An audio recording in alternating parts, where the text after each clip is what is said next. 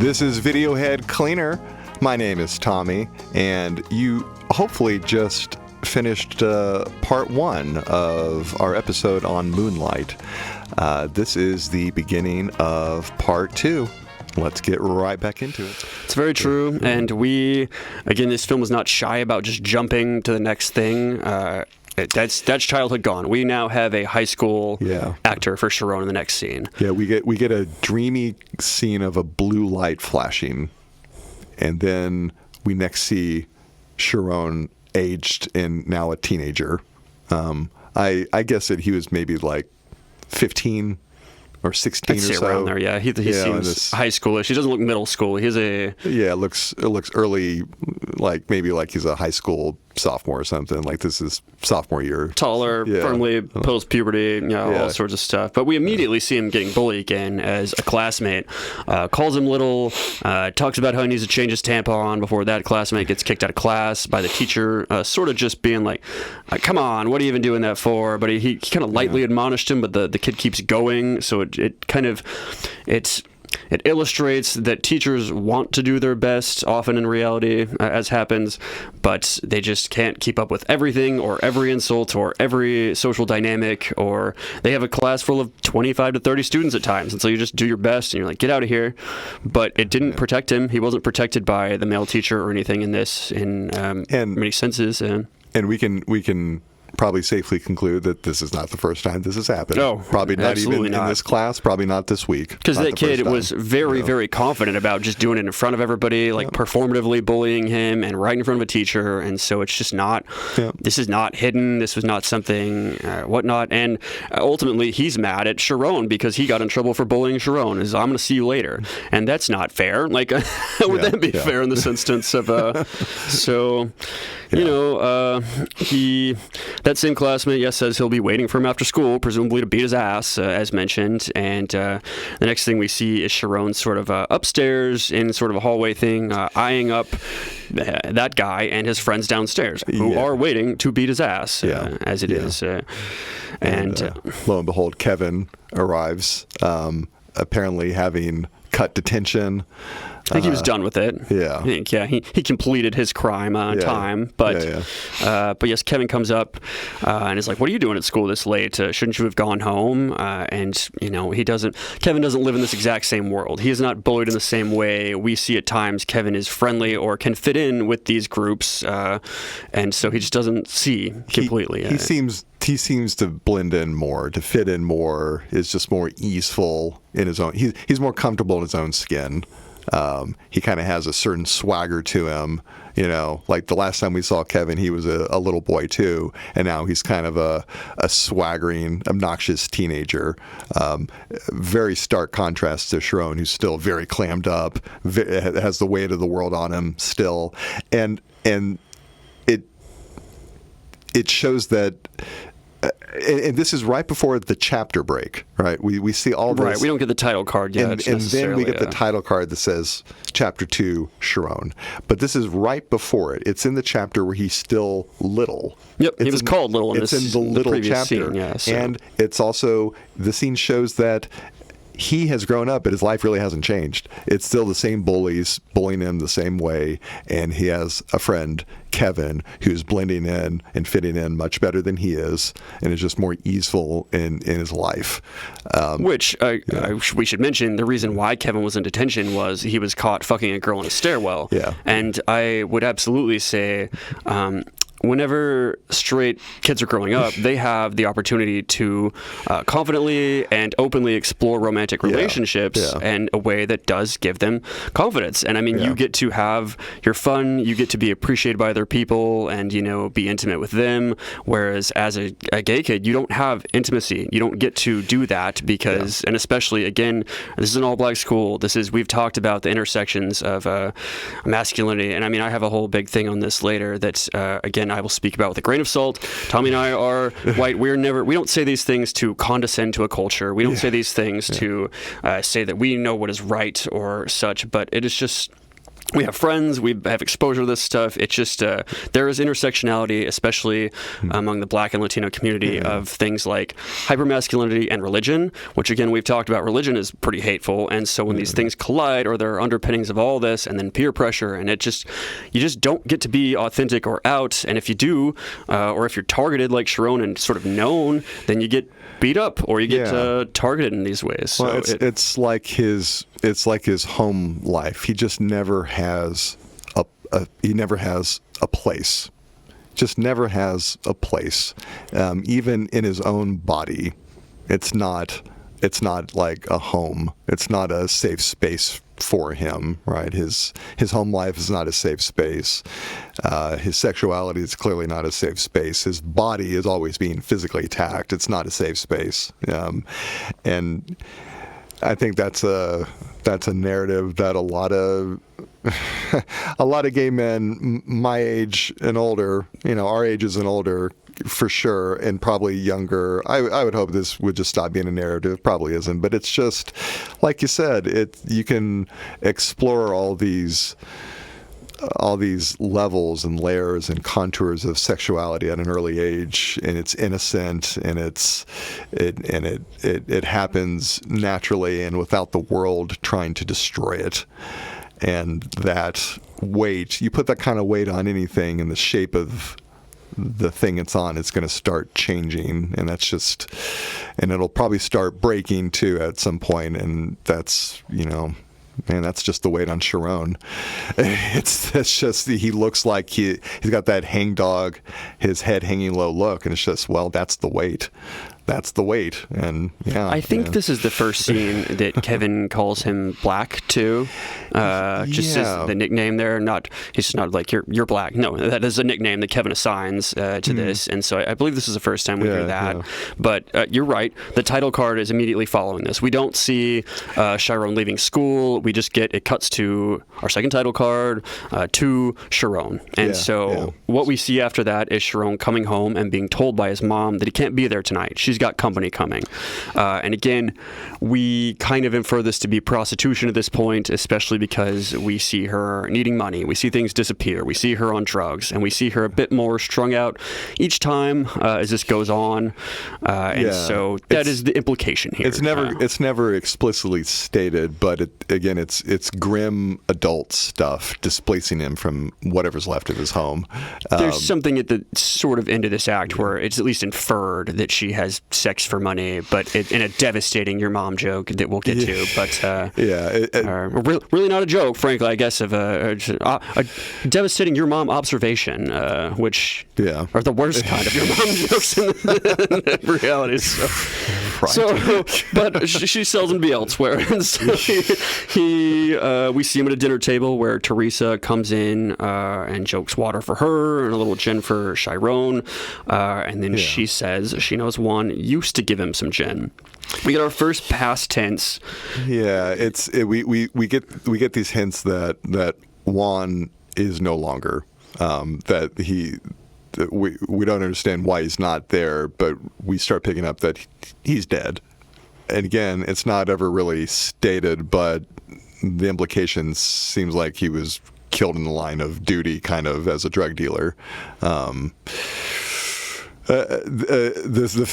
film conveys a lot by implication, and by what one would glean from the situation, and this is definitely one of those. But we know Juan is not with us anymore.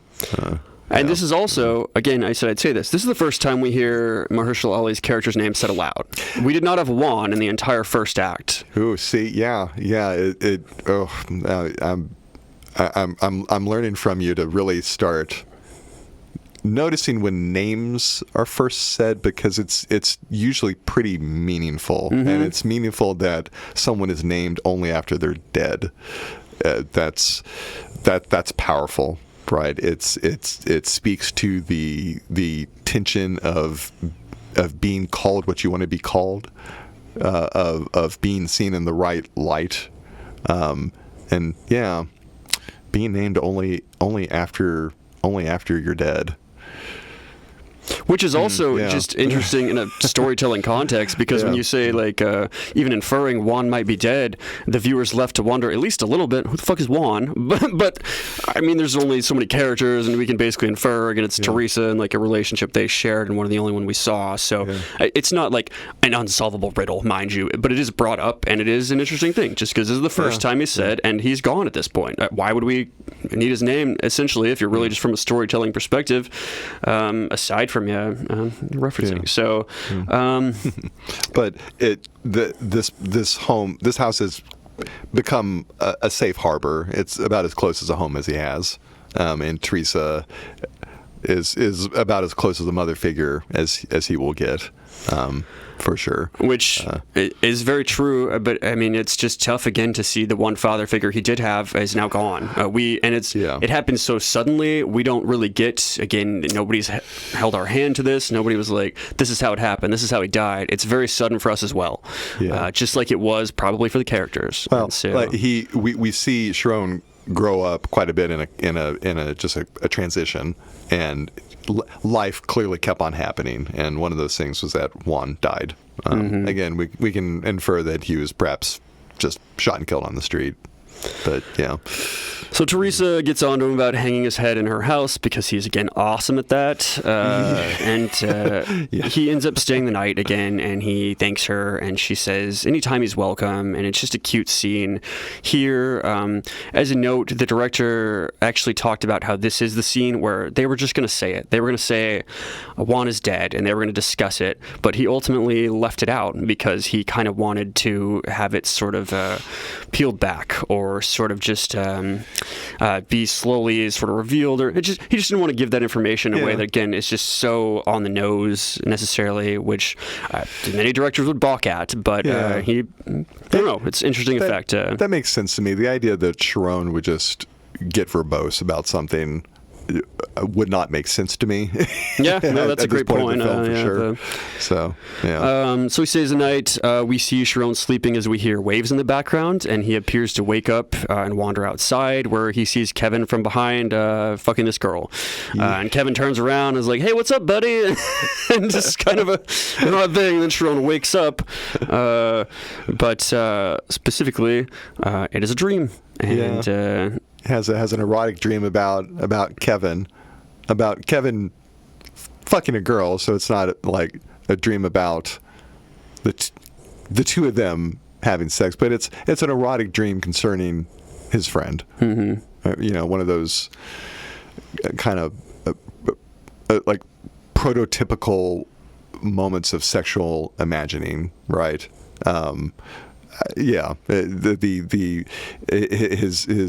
His sexuality still emerging, still very, again, just very, very clammed up, and so it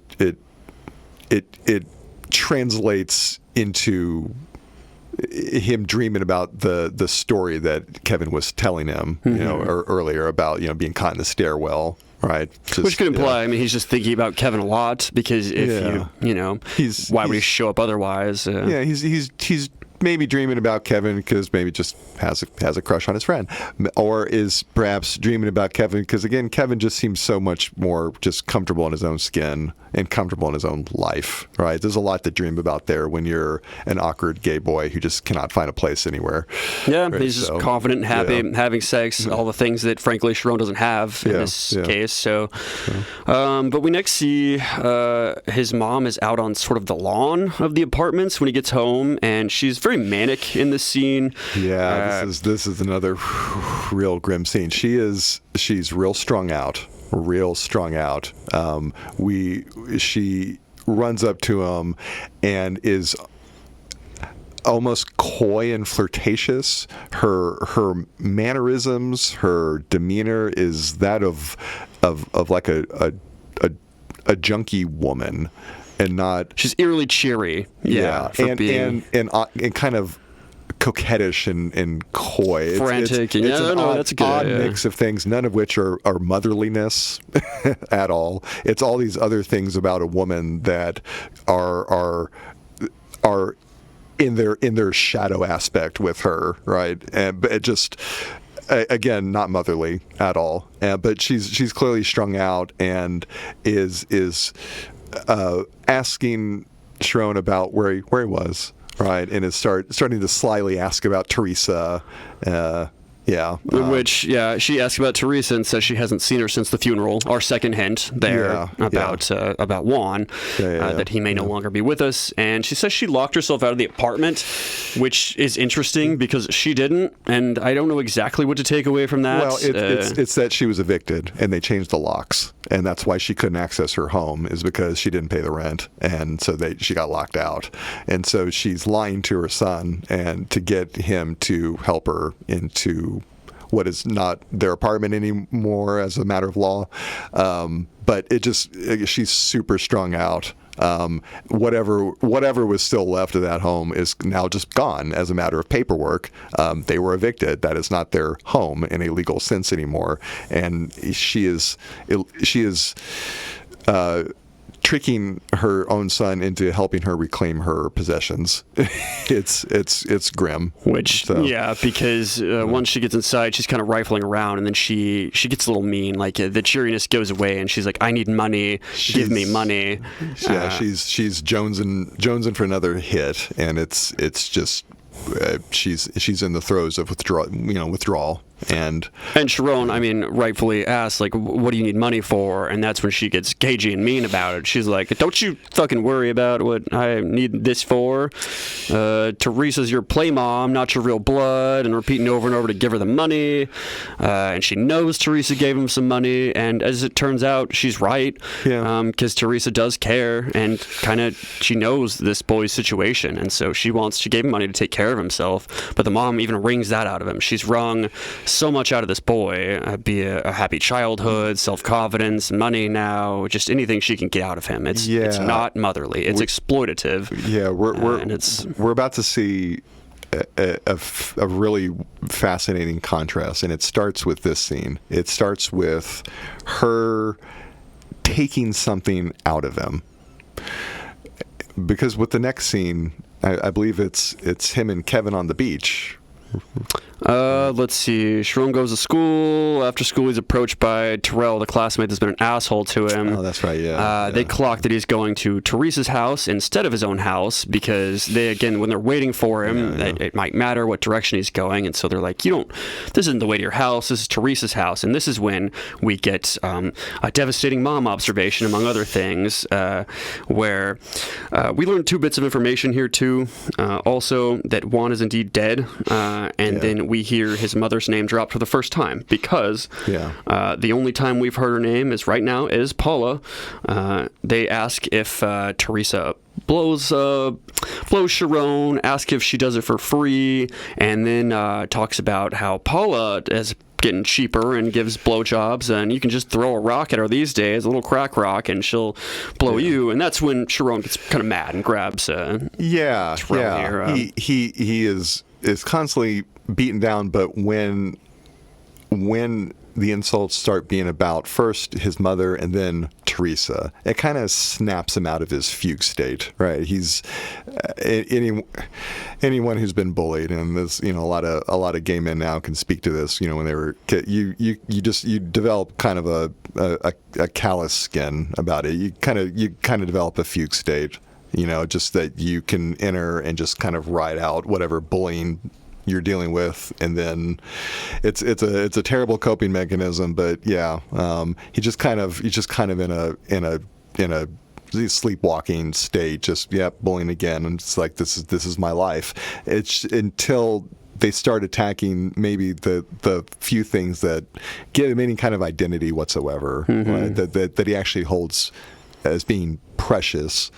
And that's when he kind of has some fire in him, right? He starts getting a bit more assertive, which doesn't end well because there are 2 guys there, and he grabs one and the other throws him off immediately. And so it's like anytime he even tries to stand up for himself, it often doesn't go well. And he's being told by masculine men, often strong men, to stand up for himself. And then when he tries, it doesn't often go his way. He gets thrown back. He knows he would lose this fight, and when he gets shoved off, he gets gets another fun bit of homophobia thrown at him because the guy says, in a quote, "I ain't with that gay shit, but I'll give you more than that ass can handle and have you running back to your crackhead mama." And so he both just puts down his homosexuality and again goes back for the mom and really just hitting him pretty much where it is, where he lives there. And it's just, everything about him is just out there in the open. Like, just the whole neighborhood knows about his mother, about his relationship with Juan, but still Teresa. And the implication being that they see something about his sexuality too, right? Just when you put together this list of things that are known about him because he lives in a glass house, as it were. It just, he's so clammed up, and yet everyone seems to know everything about him. It's just this horrible tension, and that he struggles in the face of to like come to some kind of identity about himself. And so the character Terrell interests me in that he represents performative masculinity to me. We see him in the classroom do it for an audience, putting Sharon down. We see him here doing it for his friend, talking about how he gets blowjobs, how cool he is, how he's going to beat this guy's ass and stuff, and how I can, that devastating insult, look at that sick insult I laid down, bro. Like, it's very that. And I mean, again, this happens in all communities, mind you, but it can be one of these layers or one of these things tacked on as a black male needing to just to prove yourself. There is a lot of a proving ground situation in this, or needing, again, comparative masculinity. We're comparing dicks both literally and metaphorically in this movie. It's that. But he's the representation of toxic masculinity. Yes. Of everything that's violent and corrosive and nasty and terrible about masculinity, especially young male masculinity, for sure. And you know, as I mentioned, we have this like series of just really fascinating contrasts. And now think about it, it's actually across 3 scenes. We have this first scene where we have his mother, Sharon's mother, taking something out of him, and then we have this next scene of these bullies eliciting something from him. You know, they're drawing something out of him. We see Sharon actually be more assertive than any other point in the film, right? Like when the bullies leave, he kind of fronts a bit, like tough guy fronts, like, oh man, I should have done that. Like, crap, like that would have been great. You know, like it's like just it's after the fact, but he still does it. He still does it, right? There's still that fire, you know, still. But we go from something being taken out of him to something being drawn out of him that's kind of ferocious and terrible. And then I believe the next scene is him on the beach. It's they get the train station. Honestly, the train scene is again very A24. It's lights and flashing and colors, and it's shot interestingly. And this is where I sort of wrote down in my notes for thought. I was like, where even are we? Like, because they don't call out the city name or the setting at any point either. But whenever he's walking down the beach boulevard and with Miami. Palm trees lining it, that's what I guess was Miami. And I was right. I looked it up later. And they're on the beach. They talk about Cuba a lot. And I think I even have been on that boulevard. But that's where we are. So we're in Miami. He's taking a train and he is at the beach. And so it's not immediately clear where he's going. It's a date we've seen him in walking distance of his house and Teresa's house, so we're left to think, okay, where are you going? But we find out it is to one of his safe spaces or places he likes to be. Now, perhaps, maybe it wasn't always, but after Juan, it is the beach. He's there, and the waves in the ocean are a big motif and a thing that repeats a lot. You'll hear it in the background. It's the water is I read it as just being his inner turbulence. It's just always kind of moving, and it's always kind of wavy, and it's just always kind of there. And in this scene, he's on the beach, but he's not in the water. And like you mentioned, last time he's in the water was with Juan, and it's kind of sad in a way. Like he approaches the water, but he's just But again, the water is cleansing. It has these curative and nurturing symbolic properties, and so he approaches it as a safe space. Yeah, like what you mentioned. So I don't know why or how. Like, I don't know if Sharon knows this is where Kevin does anything, but Kevin shows up again. He took a long train to get here, and it's like the beaches are big, but Kevin, plot magic, shows up, and this is where Kevin smokes apparently, and so they kind of get to talk, and it's just a nice scene between the two of them here. But we hear that Chiron is assumed not to smoke, which it would make sense given his upbringing, not wanting to fall in the same pitfalls his mother has. But I mean, in the same scene, we quickly see him smoke because he mentions that his mother just leaves all sorts of shit lying around, including drugs, and so that also makes sense in the context of Sharon's life. So Kevin uses again the nickname Black for Sharon, which he previously used in the post-detention scene. And Sharon asks, hey, why do you call me that? And he doesn't get much of an answer. Kevin kind of just says, I just have a nickname for you, and really just goes past it, but he lights up a blunt and passes to Sharon. So he kind of is putting parts of himself or his own identity or his own thoughts onto Sharon here, like, have this name, do these drugs or whatever. And so it's another... Or Kevin sees him in a different light, right? He doesn't see him as blue. That's one way that light could affect how he could be seen, as we experienced earlier in the film. Kevin is calling him Black, and it suggests that Kevin sees him, or just sees him in a special light.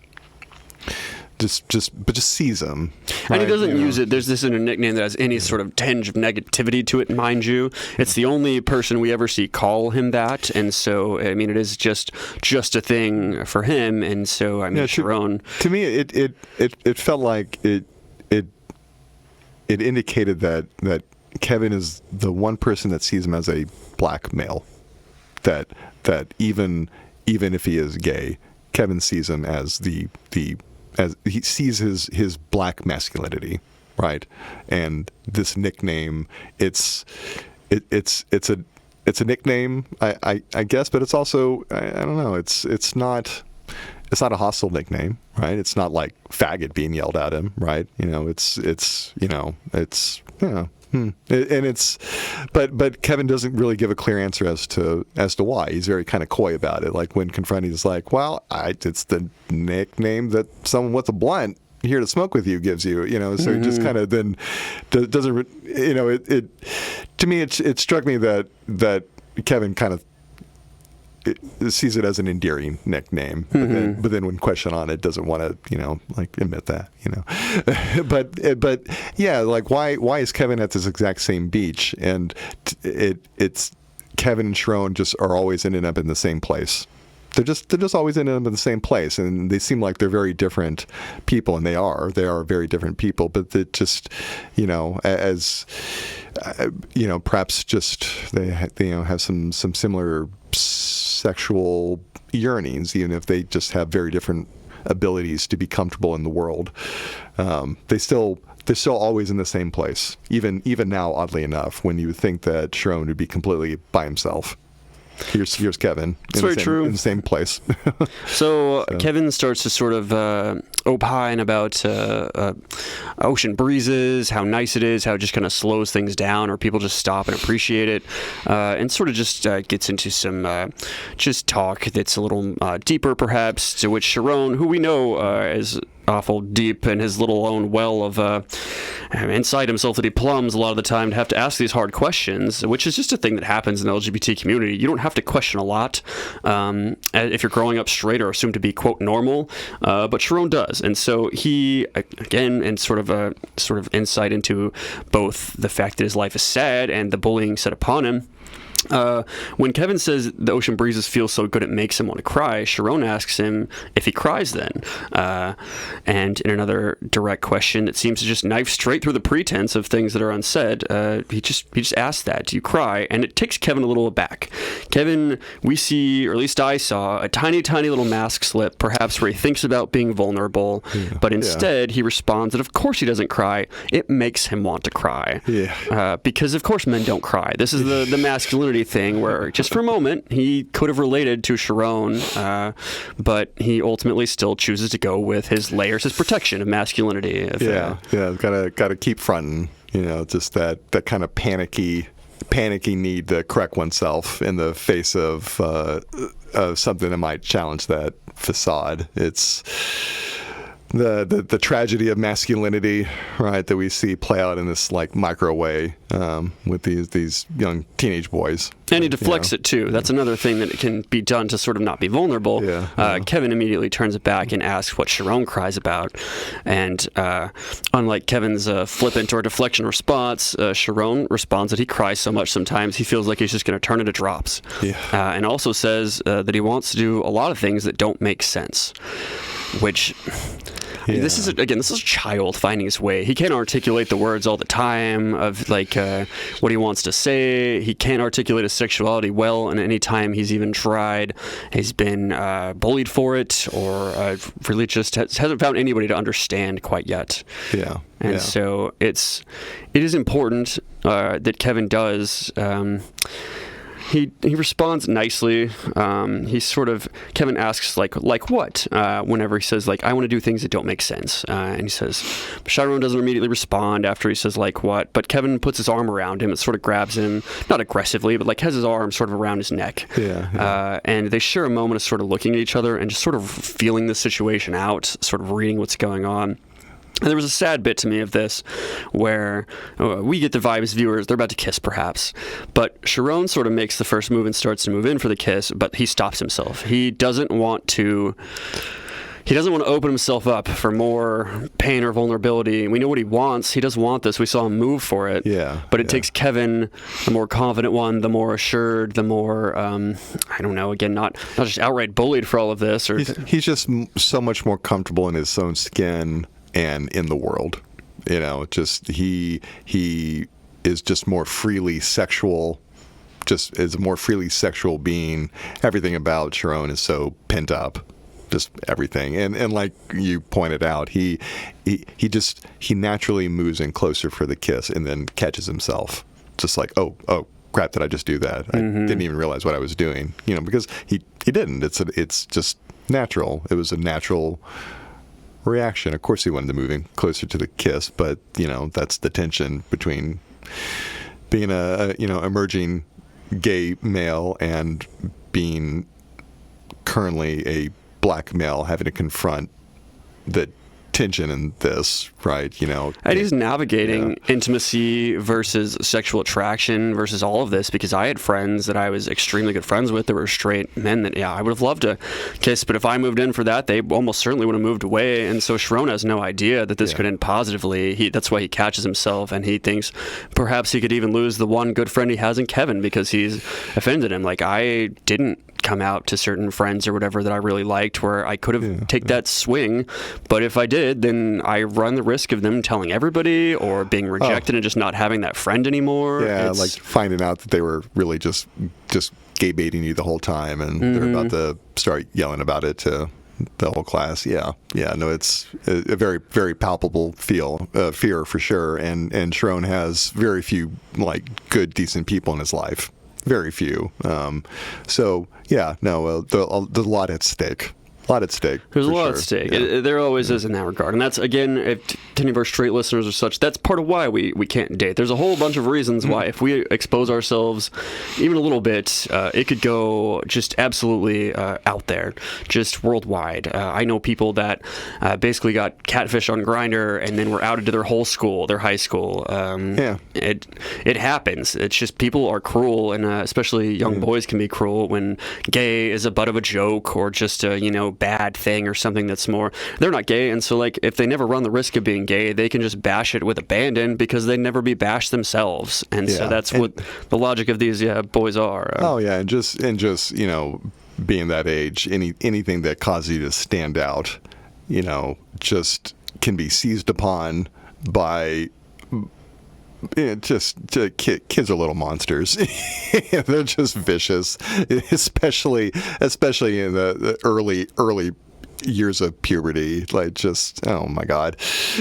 And so anything that just makes you different will be seized upon, but especially if it's being gay, just, I would like to think that's maybe a little better now, but I don't know. It's definitely still, these are still treacherous waters that any young gay person has to navigate, for sure. It's tough because there are these in-person, of course, things that happen, and bullying and what gets said in the classroom and stuff, but there are a lot of protected spaces that aren't really policed by authority figures, where anti-gay sentiment or awful or racist, lots of things dwell, misogyny, and that's online gaming, or a lot of spaces where they can just trade these barbs, these words, these whatevers, and say whatever slur they want, and really just gang up, or again, just use them because they think it's edgy or cooler. It's performative masculinity. Again, it's almost like they try to take masculinity out of people. Like, if mine is bigger, if yours is less, and if I call you these names, or if you're gay and I'm a man, I'm a straight man, then that becomes they're more masculine, and it really derives from a sort of place like that. Whether or not it's conscious in that thought, I doubt many of them think that. But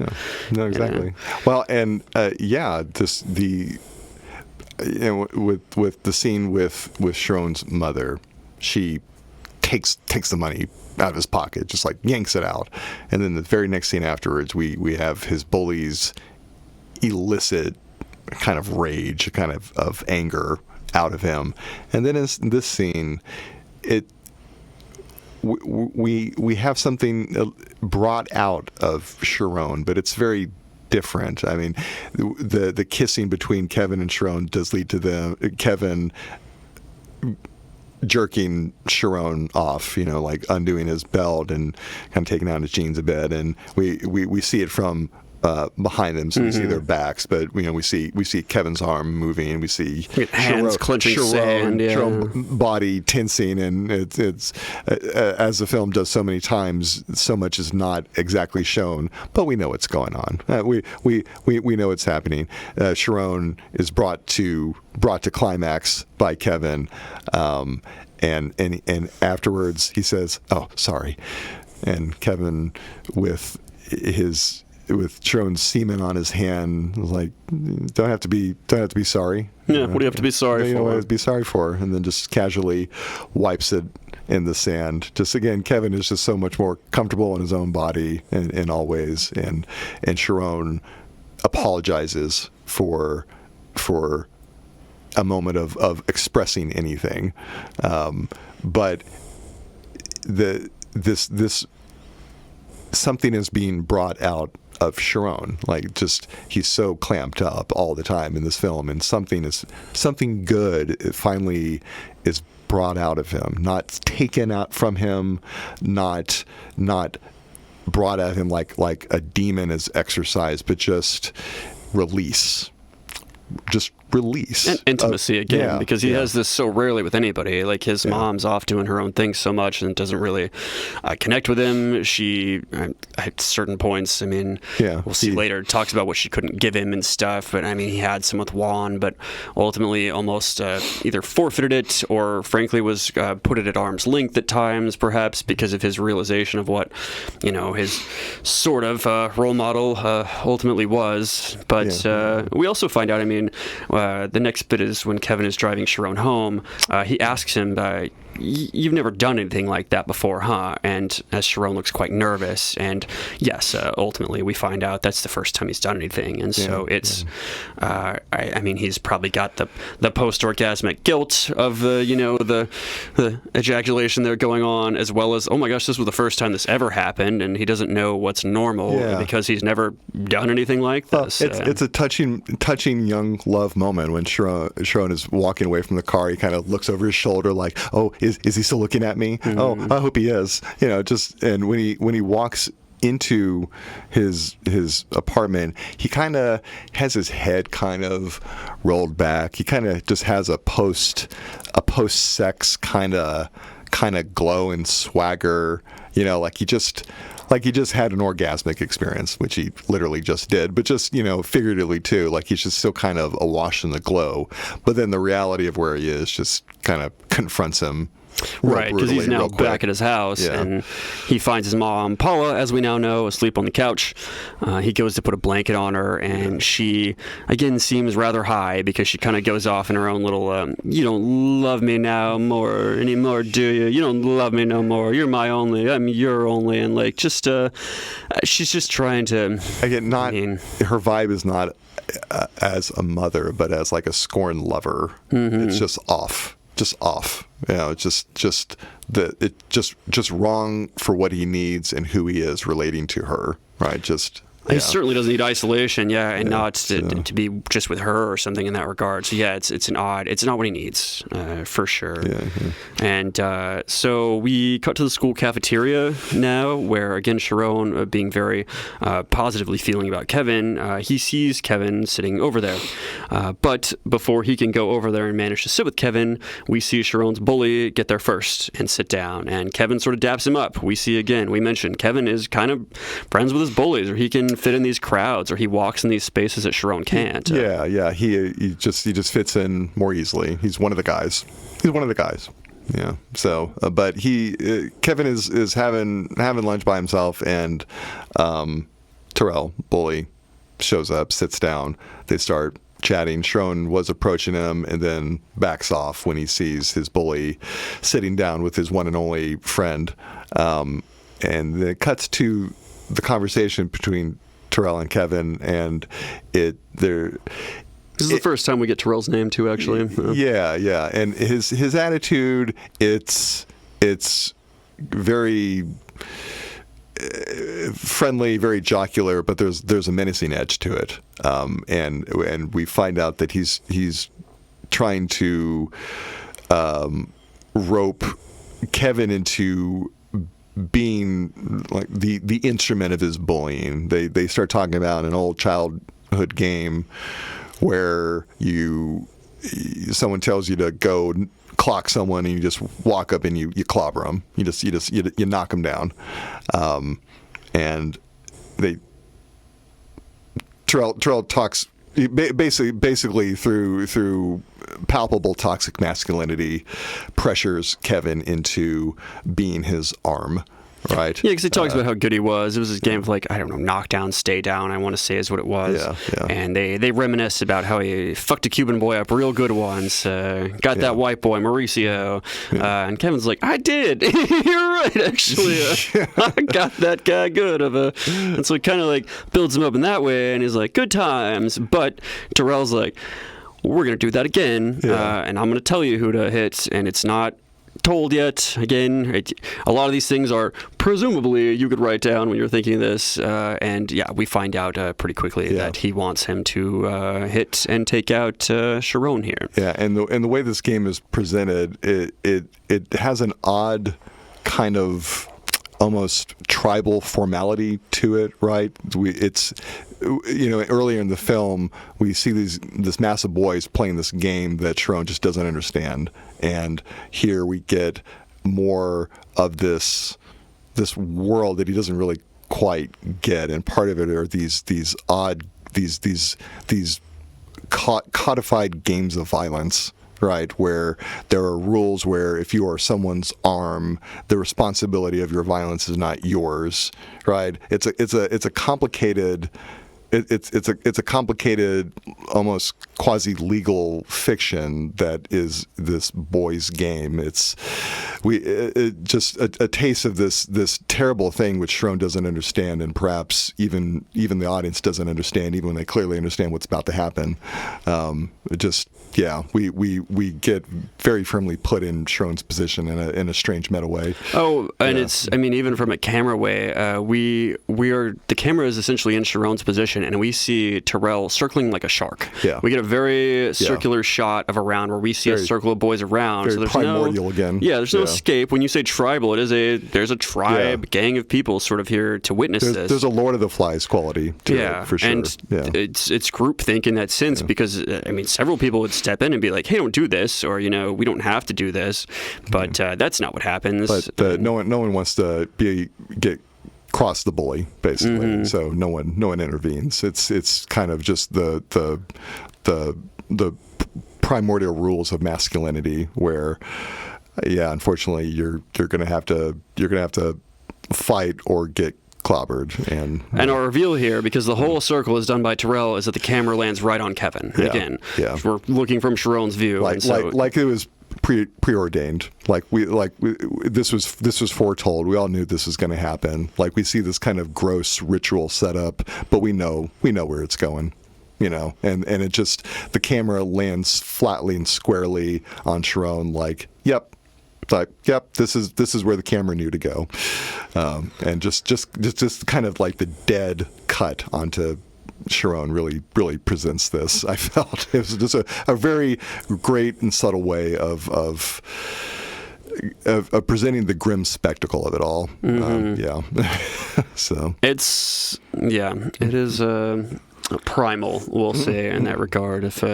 And so, I mean, and this is sad because, again, not 24 hours ago, presumably, he and Kevin shared a very intimate and, a vulnerable moment. And so Sharon doesn't defend himself. He doesn't square up. He does not put his fist above his face to block this punch. He essentially... Yeah, he understands what's happening. He knows what's going on. And like on some level, he does get it. He kind of we see that he does kind of. I mean, he understands it, maybe not from the perspective of being one of the guys, but he understands what's going on. Kevin is being put in a position to hurt him, which we've seen with Juan. Juan was put in a position to hurt him. He was a nice guy, but he was selling crack to his mother, and just. Like this father figure, this kind of brother / lover figure is now once again tragically put in this position to harm him right after nurturing him. Just, just. You can never get a break. I mean, he doesn't defend himself the whole time, because Kevin hits him once and he gets back up. And again, if the game's knocked down, stay down. He should have just stayed down. He refuses to just to play like he's been defeated. He refuses to act like he's been defeated. He's going to keep standing up if he can keep standing up. The fire that we saw in him when Terrell was bullying him a few scenes ago, it's still there. It's clearly still there. He's standing up. He's getting clobbered, but he's like, no, I'm going to get up. I don't care. And I also read this as him giving Kevin a chance to stop and to not do this thing, because at any moment Kevin could have gone to his side or just not punched him in the face, because Kevin punches him 3 times. And they were both giving each other the chance to stop. And neither of them could take the invitation. It's to take it to a biblical place, it's very Jesus and Peter. You've denied me 3 times, ultimately. He gave him 3 chances, and every time he denied him, and then he ultimately got his ass very ferociously beat, which happened to Jesus too, actually. There you go. And I think Kevin is very clearly kind of a Peter figure, his rock, as it were. That's his Cephas. That's a good of.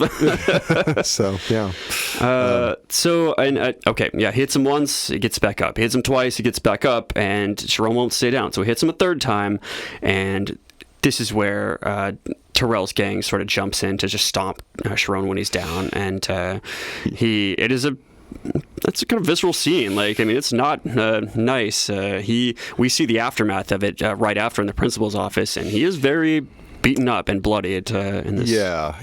And the principal wants to help but cannot offer any help that he can take. The only help that the principal can offer is filing a police report and getting the legal system involved, but it doesn't help what is his problem, which is his brutal confrontation between his sexuality and masculinity. And the film makes this very palpable. The audio and her dialogue starts getting more and more muffled until it's just kind of like a hum. She does not have words that he can receive. She cannot help him with the problems of masculinity. It's kind of primordial. She cannot show him these ways, and as such, cannot speak to him, and the film physically makes this manifest. And I also read it as him kind of protecting Kevin even in that moment, because Kevin, for all of his faults and having just punched him in the face, is still probably the best person besides Teresa he has on his side, and so he didn't want to press charges against Kevin and fuck up his life, even though he had to take the beating and was somewhat martyred in this. It's just not. She's just not offering anything that he can take as help for so many reasons. So, which causes him to burst into tears and to just be like, "You don't understand." And obviously, as adults, you can say to teenagers all the time, "No, I understand," but A, you don't always, and B, even if you do, they may not absorb that or really think it. Maybe at best, all they can do is not say the wrong thing. Yeah, kind of like Juan and Teresa. It's this they can try real hard, but on some level, you have to decide for yourself, right? People can cast you in the best light possible, but fundamentally, you have to decide who you are. Right. To that point, she talks about him as he does. He decides who he is in the very next scene. Well, she talks about, before that happens, how she kind of says he's a boy, and he objects. He says, "I'm no boy," but the principal then says if he was a man, there would be 4 other knuckleheads sitting right beside him, and then he would be pressing charges and such. And so we get, right before this jump to manhood, essentially from boyhood, a talk about boyhood and manhood and what she thinks or what other people put upon him or think what a man would do again. But also the tension, like what she said, it could be taken in the way that you just described, right? If he were a man, he would do the the rational thing and file a police report. But also, if he were a man, he would have clobbered all those bullies and they would be here just as bloodied as he is. Mm-hmm. It's a double-edged statement about him being a boy, and as such, and he never comes across as unintelligent or unaware, right? And so I would assume that he would hear that, right? That she might have just clocked him in the worst way possible in that moment, and as we see in the next scene, like it's just he decides who he is, and he decides that he is not a boy anymore. But unfortunately, it's along the path of masculinity, which is fraught with all kinds of potentially terrible decisions. And in this moment, because what's happening, he's walking with purpose, but we do see he's gotten these lessons from Juan, from Kevin. You have to stand up for yourself. You can't let people call you this. You can't take these bullyings. You have to show them you're not soft. And you shouldn't feel ashamed. You shouldn't. Yeah. What do you have to say sorry about? Like, what do you have to be ashamed about? And so, he takes matters literally into his own hands in this sense, because again, the solutions presented to him by the principal are not what he needs, or basically not going to help him out. And he does what he thinks is good here. We see him confidently walking into the school from the sidewalk, and then we see him confidently striding down the hallway. And then for just a moment, he kind of hesitates, kind of like when he was coming in for the kiss with Kevin. He kind of does something naturally, and then kind of has a moment where he realizes, wait, what am I doing? Oh shit, what am I doing? And then, but in this, like with the kiss with Kevin, he then goes for it, and in this moment, he goes for it too. He has this moment of thinking, oh shit, what am I doing? What am I about to do? But then, like, no, I'm doing it. And what happens is we're dancing around this. It's a great cathartic moment, and it's something that is just a very great scene of comeuppance from somebody we've seen be a complete asshole to Sharon. He picks up the chair. He could have, like Tommy said, he hesitates. He gets back to his desk. He walks into the sat class. Down, but in the classroom instead, because his desk is in the middle-ish of the classroom, and Terrell's up front. He picks up his chair, and Terrell doesn't see this, and he just wallops Terrell with the chair to the point that it shatters. Terrell had his back to the door, which Juan did advise against, and as we see, it was in fact good advice for the worst reasons possible. But Sharon picks up his chair and just breaks it on Terrell's back and sends Terrell sprawled onto the floor. Goes in for more bludgeoning with what's left of the chair until he is restrained by the teacher and about 4 other guys, frankly. But Terrell, we don't see him move again in this movie. No, he gets dropped. He's still on the floor, and that's the last we see of him. So I don't know if he died, but he was clearly fucked up. He's probably alive, but I mean, he was not getting up. So if the game was knock down, stay down, well, he fucking knocked you down, and you're going to stay down in the sense of a... This is where Chiron understands the game. You know, the big crazy dog pile coming at him at high speeds. He as a young gay boy especially, didn't understand it, and now he understands it in just like the worst way possible. Like he fucking understands it, and it's just to tragic consequences because we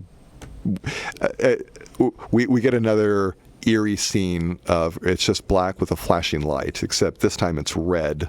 Now, right? It was blue between Little and Chiron, and now it's red between Chiron and the next chapter. Because he does get arrested. We see him being walked to the cop car afterwards. And this is where Kevin is outside the school as this is happening too. And so they exchange a glance. We see Chiron in the cop car and Kevin at the school as they exchange a glance. And of course, Kevin knows everything that went on in this situation. And so he has the full context of this.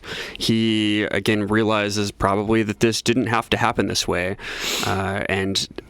It did, though, because you had to give into peer pressure for masculinity. You had to be performative. You had to have your violence to prove yourself to the other men in the proving ground, and it impacted his good friend. And I think Kevin takes a lesson from that as we perhaps catch up with him later on it. But Kevin. 'Cause these are kids. I mean, it's not like they can't change and grow. But we these important male figures, even Terrell, even his bully, they all and Juan, they all with their own contributions bring him to this point. And it's as with so many things in this film, there are dramatic tensions, right? Just how do you reconcile masculinity with your sexuality, and I'm trying to think. Where was I going with this? What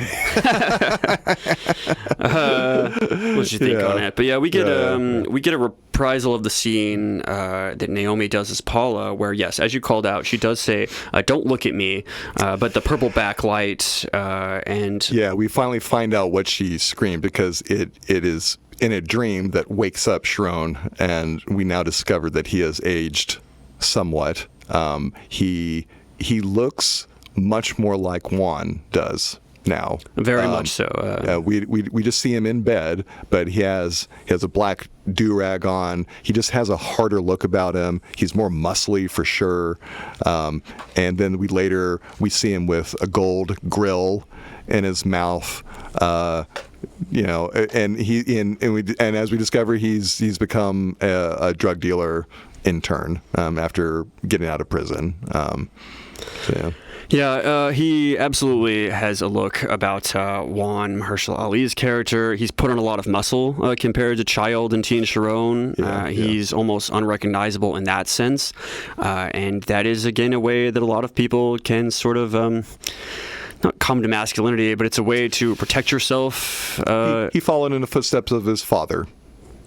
Just in his look, in his profession, in his bearing, he's a tougher man now. Again, much like Juan, he has patterned himself after his father figure. He's got gold grills, fronts now. He's got a gold chain, gold watch, gold wristband, and a nice car with a gold crown on his dashboard there. So we see he's clearly not hurting in life in the sense of money, at least. But then he picks up somebody we don't know yet who calls him B, which we are to infer is to mean black based on the nickname Kevin gave him. And IMDb confirms this as the actor credited here for adult Chiron, Trevante Rhodes, is credited as black only in the script here. And also the name of this chapter is Black, which was the nickname that Kevin gave Chiron, and he has now grown into this nickname, right? This identity, as a black male, but the obvious tension, right? The father figure that he rejected for the right reason, he's just become like almost exactly like just like down to like his look. I'm laughing because you brought it up in the exact place that the title card does actually come up. But as I'm writing in my notes here, I'm like, oh, okay, and IMDb does confirm he's credited as black. I have, in an immediate repudiation of me pausing it to look up this confirmation, we get the final title card of 3, black. So I said, oops. I could have just waited a whole 2 seconds and found this out. But no, I was impatient and had to go look up what this was. So. Patience, Kyle. Patience. We next see Sharon Black pull up to an apartment and count money from a younger guy who is presumably dealing for him. We again are not spoon-fed as to how he ended up here, but between ending up seeing Juan as a role model of sorts and possibly losing opportunities if he did get slapped with an assault charge, it's easy to squint and see how he got here. Yeah, and we find out that someone that he met in prison set him up with the gig, basically, and so he just kind of naturally eased himself into this role, just ironically enough, but it's almost kind of it kind of makes sense in a lot of ways. Like, again, his father figure was this. He patterned himself exactly after Juan, and in some way there's. Isn't that what a boy's supposed to do? Look up to their dad and follow in their footsteps, and that's what he did. But it's just, should he have done that? He was cast in a certain light, and he decided to adopt that as himself. But once again, did he actually choose this? Did he actually finally choose this? And we kind of get the idea that no, he didn't, right? He's kind of set up with this as a gig after prison and just kind of went with it because he just felt like that's just the world. And I mean, one of the themes I have is just cycles in general of this, and the cycle of going to prison, having less opportunities, and then often taking extra legal roles or such because you need to survive, or you see people succeed that way in Juan he saw, or in others, then that just becomes an option. And perhaps the man in prison, or the guy in his juvie group, sort of offered him that as a way to prove himself, to be masculine, to be this or that, because, I mean, as much as he was in school with Terrell and some bullies that were awful hyper-masculine, I can't imagine juvie was much better. And so we leave our Sharon, and again, when it doesn't show us all these things, we don't know what happened to him in juvie, but when you send a sweet, barely talks boy into a group of into the system. Yeah. He's now just straight up in the system. And, depending on his age, I don't know, maybe he went to juvie. Who knows? Maybe he didn't. Maybe he went to juvie. Yeah. He goes to Atlanta, and that's what he meets the guy. Yeah, like you said, that ends up having him trapped for him. Yeah. Right when he went to Atlanta, he met the guy in juvie. But we see him talking with his dealer about money. Really, all it does is establish he has underlings, but we get a voicemail of his mom. But he's kind of fatherly to his underlings too, right? He is. It's a reflection of Juan as well. Yeah. We see an interaction with his street level dealer, and it kind of looks. We kind of think for a second that he's gonna get violent, or that he's developed this really hard edge, and we're about to see that manifest. But no, he's just kind of giving his dealer the business to kind of keep him on his toes. He does say, if you can't take some shit from me, you're not fit to work the streets, and sort of his own teaching masculine way, that Juan sort of had to. Yeah, he's gonna catch shit and nonsense from everyone he's dealing to, so you got to be able to roll with it. So it's like fatherly advice. It's kind of, again, following in those footsteps. So we get that voicemail from Sharon's mom saying he could or should come visit sometime, and then he's working out through it. He doesn't really obviously pick up or such. We get the vibe again that they're a bit distant because she didn't have what he needed, but he's laying in bed. They're estranged. That he's in Atlanta. We get the impression she's still in Miami. So he gets that phone call, but then he gets another phone call from Kevin. He does. Well, he's up. I guess he's laying in bed, and he gets the phone call, and he, before even looking at it, just like, "Mom, I'll come visit tomorrow." But he gets Kevin, and we learn that he has not talked to Kevin really since the incident of it all. They went their separate ways, and they lost contact completely. Which is I'll find in here, but 8 or 9 years maybe or something. So that's the impression I get. I forget if they mention an exact number, but just like to look at how much they've grown up and whatnot. That's the impression I get. Yeah. I mean, they are adults now, comparatively when looking. They don't appear too young of adults, and we learn Kevin's been through a lot of life, and I think it's about 8 or 9 years. And so Sharon, ever the quiet person, really doesn't respond a lot. Kevin has to ask a couple of times, like, are you still there? And so Sharon he just doesn't know what to do at all. He clearly he wants to talk. This is something that he never thought would ever happen, and now that it is happening, he's just what do I do? He doesn't know how to respond, and as such is just as always very clamped up, very very very tight-lipped. But to Kevin's, credit, he does not. He knows Sharon. He's like, "Hey, are you still there?" And like kind of talks to him and says like, "Yeah, I got your number from Teresa. Was thinking about you." We learn that Chiron is in Atlanta now, like you said, and has been since the ferociously satisfying chair incident. Kevin apologizes and is one of the main reasons we think he's calling here. And we see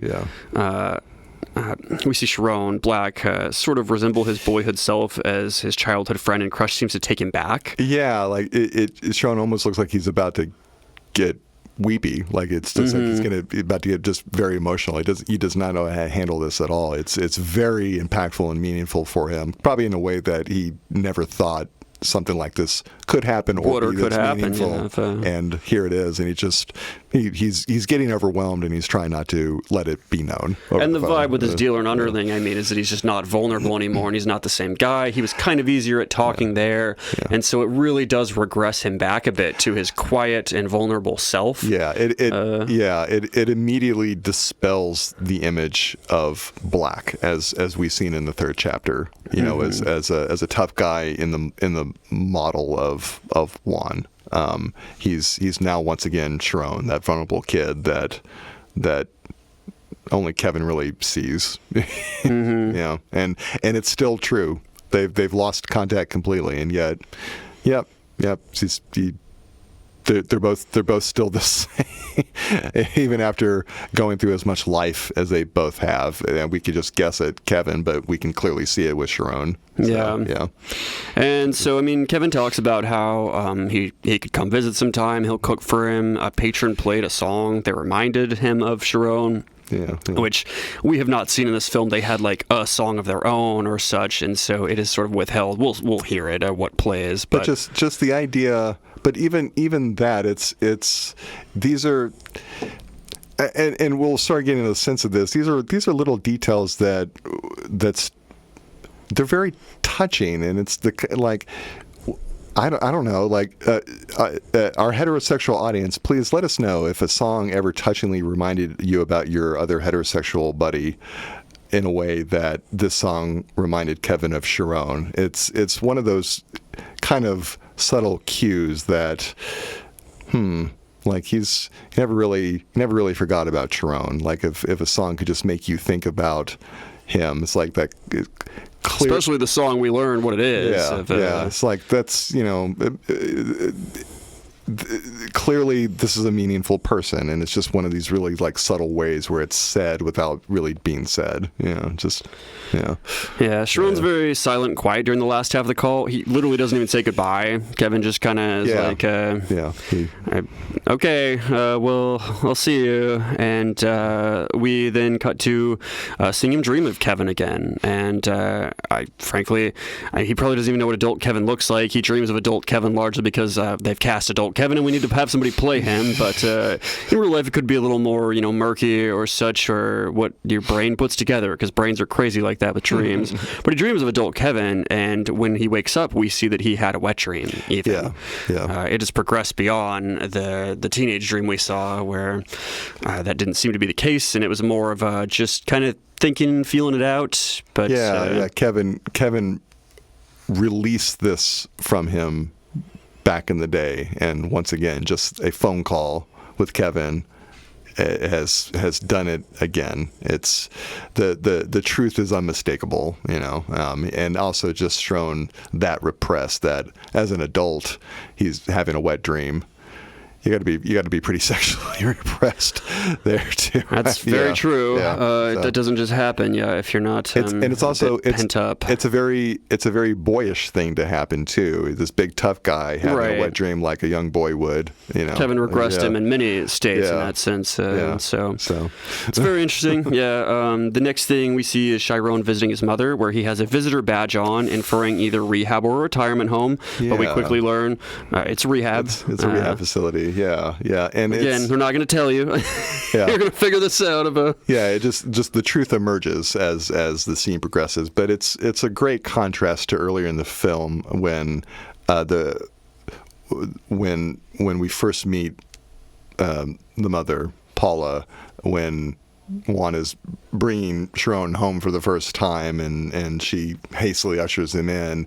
She sits down, and we see a badge on her from a hospital, and now it's Chiron with the badge. Like they've just switched completely. He's the adult, she's the child, or the minor, I guess, but just great little symbol there of just how the narrative has come full circle, the growth arc, right? And even it sounds like Paula has found some kind of peace, some kind of peace. Definitely. Because we learn about Chiron asks whether she's going home, but she says this is home, as they're letting her stay and work, helping other people. And so again, we're led to infer rehab. That wouldn't be a retirement home. It's not like you can stay here, because you can always stay at the retirement home. It's rehab. She is in rehab, but she seems to have sort of completed it, and is again there helping other people, which means she's up on her feet. So she asks if he's still out on the streets. She knows that he's trapping, selling drugs and such, one way or the other. And saying he doesn't have to do that, but Chiron, understandably resisting, kind of blows up a bit, asking why he should listen to her. Yeah, she apologizes for how she treated him, kind of like Kevin did just in the scene before, apologizing for what he did and what happened. With his mother, it's much more tense, and the film, how it puts these characters in contrast. Kevin is always giving without any obligation to, whereas his mother is always taking without any right, and the reception of the apology is very different for that reason. He does blow up. It's It's fair, and especially, but it's fair. It builds up to, and it's perhaps not the apology he needed to hear, because there's a line that comes after it that's just amazing in my estimation. But she convinces him to at least hear her out, because he does get up. He's about to just leave and be like, I don't even want to put my effort into this. You've hurt me so much, and like you're trying to tell me how to live my life. Who are you to tell me anything? And if we're going back to masculinity and how to live and all of these things, trying to teach him that, I don't think he sees value in that either, because he's not going to get that from her. But she apologizes and says she knows she fucked up, and importantly, she says she knows she did not have love for him when he needed it, which is very true and shows a lot of growth on Paula's part, because we have seen that. We have witnessed when he needed love, when he needed a parent, when he needed a home, all these things. She didn't give that to him. She did not provide that. She was very much mired in her own adult life and situations and addictions and cravings and men and whatever else. It's looking back and trying to hold oneself to account for the wrongs they did, but as we see from Chiron, it's cold comfort. It's cold comfort at best. Maybe you can do something with that acknowledgement and that apology, but the wounds are still there. You grow up without the love that you need, and then it's one hell of an act of grace to accept that apology, right? Because there you are, the product of having been denied that, right? And still dealing with all the pain that Chiron clearly carries with him still. it's an understandably hard apology to accept. And he once again tells her just straight up, "I hate you." Just, whew, yeah, real hard. He says it as a child, and we take it as the offhand remark that a child makes. But as an adult, like, whoa, yeah, no, it's a harder statement as a grown adult to their elderly or more elderly mother now. Yeah, and I think she's taken some lessons from rehab that, I mean, he probably wouldn't have, I don't know, dwelt on, or he doesn't know she's changed perhaps, because she does say that Sharon doesn't have to love her, but that he should know she loves him, which in many ways is unfair a bit, or to sort of do that. But it also is a sense of like, I know I fucked up, and if you don't love me back, I get it, but I am better, or at least, you know, trying to be the best me, and I love you at least. Yeah, no, I mean, you said it perfectly. It's unfair. It's an act of grace, but it sounds just like guilt. It sounds just like manipulative guilt, and too little, too late stuff as well. And in the scene, I didn't think that it was. I felt that it was probably very sincere, but it doesn't matter, right? When you grow up with the opposite constantly, like what do you do when presented with the truth? Well, I mean it. As we saw with his call with Kevin, he doesn't really know what to do when just presented with the truth out of nowhere. And unfortunately, he reacts perhaps as we all would, just, you know, with great frustration and pain. You know, just, yeah. That's what I have down to. I mean, I have the Kevin parallel, of course, because of course it happens back to back, but it feels too little, too late, just like the scene we got with Kevin. And Sharon has had a mother who didn't always love or take care of him, a mentor that died young, and a best friend crush that beat him physically to look cool. So he's been failed at every turn as a very sensitive boy. He's been harmed by everyone who claimed to love him. But I don't know, not necessarily to his credit, but she does apologize again, though, and Sharon hugs her, and he has tears running down his face in the scene. It's very emotional, and even like, again, to go back, the co-writers both had a drug-addicted mom, and so this was a very, very impactful scene for them. They talk about their emotions during this scene. They talked about how the crew was sort of crying during it a little bit, like, you know, obviously not everybody or whatever levels, but, and this is, I believe Barry Jenkins, the director, says when he watches it back, he closes his eyes for the scene. It's just very powerful, and just like the very end where she's fumbling with a cigarette, and he takes it from her and takes the lighter, lights it for her, and hands it back. Like he is just fully taken over as the adult. He is now showing her how to adult, and just full circle, but in a way that's just kind of sad and not like it doesn't feel like a resolution. It's just life for you sometimes. It's never neat with family. It doesn't wrap up. Yeah, it's hard to it's hard to move past a lot of stuff, especially when it's decades long or something. But it's also a touching moment. He could have just like let her fumble with the cigarette and just gone, and he could have left. Yeah, I mean, he could have just straight up done that. He did that to Juan. He just got up and left and called it, and is like, nope, this is over. When he had to, even as a little kid, and he could have done that, but no, he helps his mother out. And he has just flatly said that he hates her twice and has every reason in the world to, and yet, you know, he stayed behind to help her out. It's a small little thing, but kind of like your friend, like a friend out of the blue saying that you had these like sexual yearnings for, hey, I just heard a song and it reminded me of you. I know I haven't talked to you in 10 years, but just, you know, I wanted you to know that. It's a small thing, but it's not a small thing. You know, it's a very meaningful, very, very meaningful small thing. You know. All right. Well, we're going to wrap up part 2 of our review of Moonlight. Such a beautiful film, and we have more to talk about. So stay tuned. We have part 3 coming up.